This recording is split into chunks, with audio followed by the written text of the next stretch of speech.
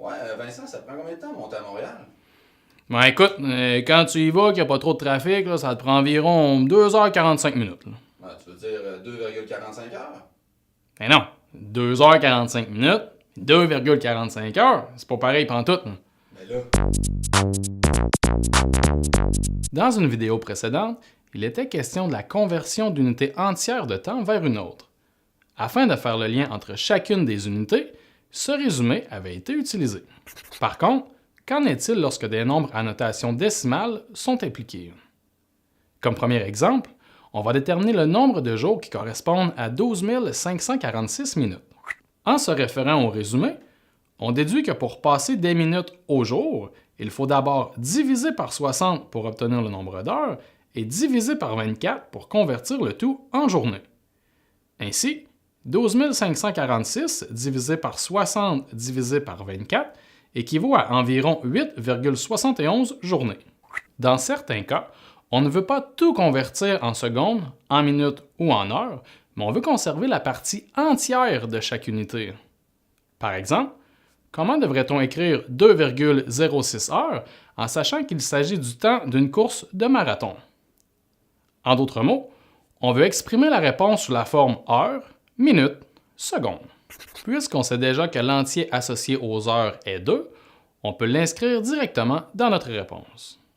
Maintenant, on doit s'occuper de la portion décimale des heures.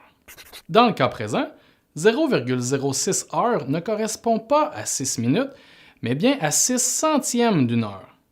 Ainsi, il est préférable d'utiliser les fractions pour effectuer cette conversion.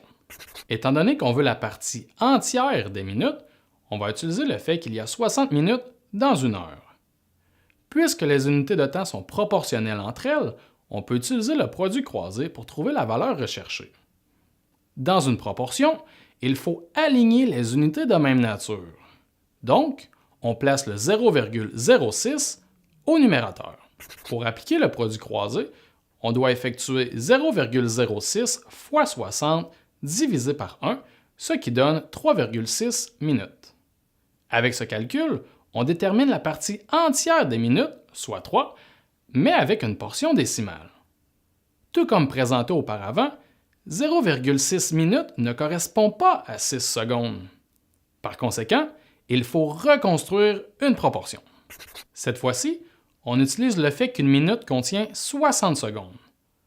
En mettant les unités semblables au même niveau, on place le 0,6 minutes au numérateur. Pour appliquer le produit croisé, on effectue 0,6 fois 60 divisé par 1, ce qui donne 36. Concrètement, cela signifie que 6 dixièmes d'une minute sont égales à 36 secondes. Au final, on obtient que 2,06 heures sont équivalentes à 2 heures, 3 minutes et 36 secondes. Si tu veux en savoir plus sur la conversion d'unités, tu peux consulter notre bibliothèque virtuelle ou t'abonner à notre chaîne YouTube. Tu peux également nous suivre sur les réseaux sociaux. Mais non, 2h45 minutes, 2,45 heures, c'est pas pareil pantoute. mais là, Mais non, 2h45 minutes, 2,45 heures, c'est pas pareil pantoute. mais là. Mais là, Vincent, on reste. Ben là, ben oui, mais là, je t'ai pas donné assez de temps. Mais non. Oh, God.